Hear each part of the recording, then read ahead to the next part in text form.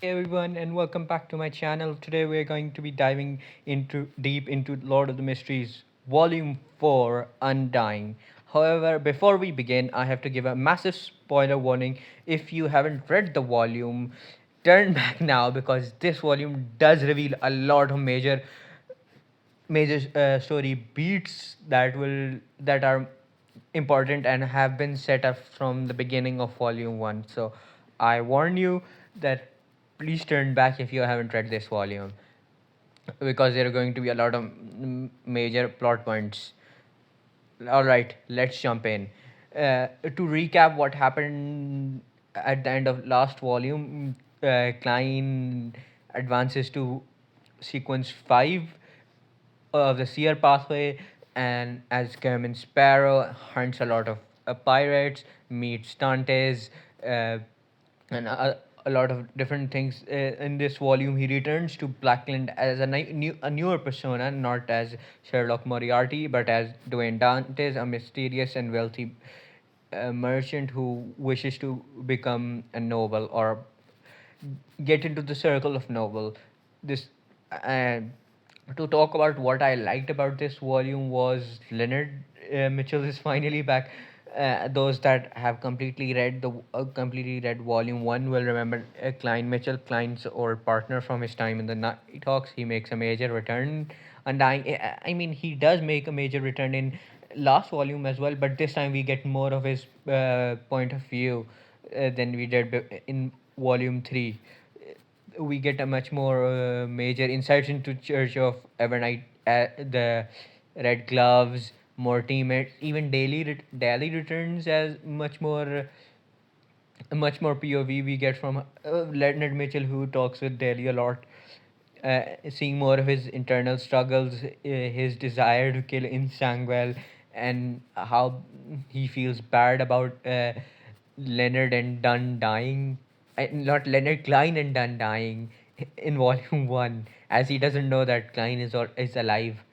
Another thing that I like about uh, this volume is the reveal.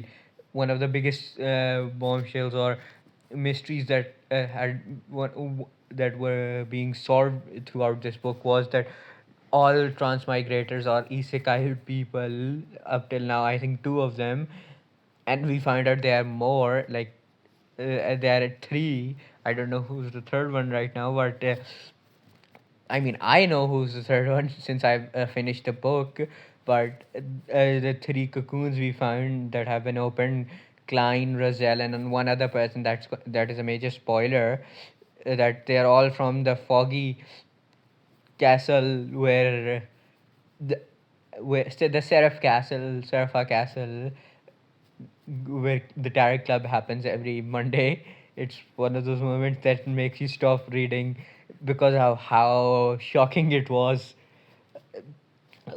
I think another great thing was the introduction of Amon. Although it happened much earlier, if I'm correct, it happened last volume, but we get a much more in-depth introduction to Amon as he actually appears in Blackland, and that introduction is nothing short of chilling. Like when he appears and you get a sense of what he can do, I did stop for a while. Stopped reading it to understand the implications of what he could do with his ability, authority as a uh, marauder pathway beyond it. Like if I'm correct, he's the king of angels. Like that is I don't want to swear right now, but that gave me goosebumps. Like seriously, another thing I liked about this volume was the ending. I think out of all the volumes I've reviewed up till now, Volume 4 had currently the best ending in the whole. In you seeing all comparing all the four volumes I have reviewed up till now is due to in Zangwill's death, Daily Sacrifice, and Adam's introduction were probably the best parts of this volume. Like a whole part, the ending part was designed as Klein planning to complete this hunt. Like I probably like this better. The sacrifice of Daly was also bittersweet, as even more bittersweet when Klein danced with her, disguised as Dunn.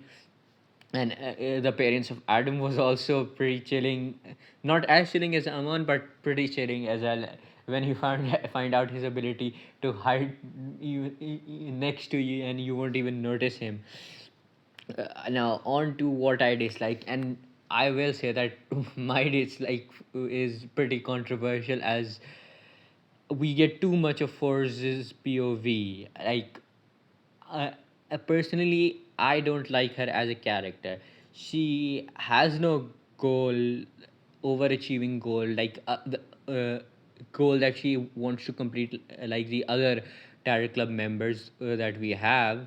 She does not have anything worth exploring as a character, uh, as much as her friend Joe has. In my opinion, that she would have a much more interesting character at this point in time. We could have gotten more of Joe instead of Foz. I mean, if Joe was even a part of Terror Club instead of Foz, that would have been much more interesting to see, since she has a goal and Forge does not. And I mean, throughout the whole book, I do not like the character of Forge Wall. Another thing was, although this isn't a huge issue for me personally, but I know some readers might struggle with the pacing early on compared to the last volume. Undying does have a pretty slow start. Since there is a lot of setup, and while it does pay off later, it takes some patience to get through the first part. I Number three of what I disliked was returning to Blackland.